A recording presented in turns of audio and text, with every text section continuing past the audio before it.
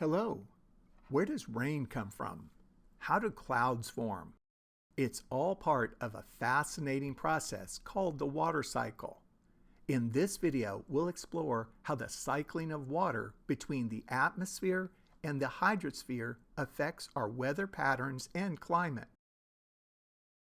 The water cycle is a continuous process that involves the movement of water from Earth's surface to the atmosphere and back again. It's like a giant never-ending loop that shapes our planet's climate and weather. Let's start with evaporation. When the sun heats up water in oceans, lakes, and rivers, it turns the water into water vapor, a gas that rises into the atmosphere. Plants also release water vapor into the atmosphere through a process called transpiration. Once in the atmosphere, the water vapor cools and condenses into tiny water droplets or ice crystals. These droplets and crystals gather together to form clouds.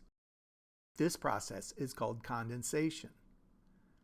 When the water droplets or ice crystals in clouds become too heavy, they fall back to Earth as precipitation, which can be in the form of rain, snow, sleet, or hail. The precipitation that falls onto the land can either soak into the ground, called infiltration, or flow over the surface, called runoff, or evaporate back into the atmosphere.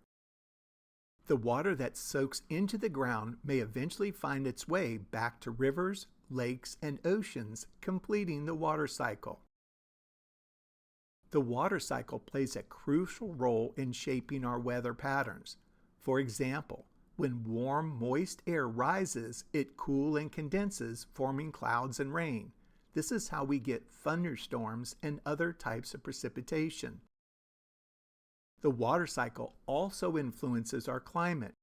The amount of water vapor in the atmosphere can affect how much heat is trapped near Earth's surface, which can influence temperature and precipitation patterns.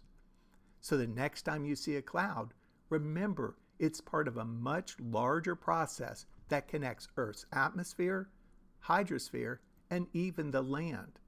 The water cycle is a vital process that sustains life on our planet and shapes the weather patterns we experience every day. I hope you enjoyed this journey through the water cycle. Thank you for watching.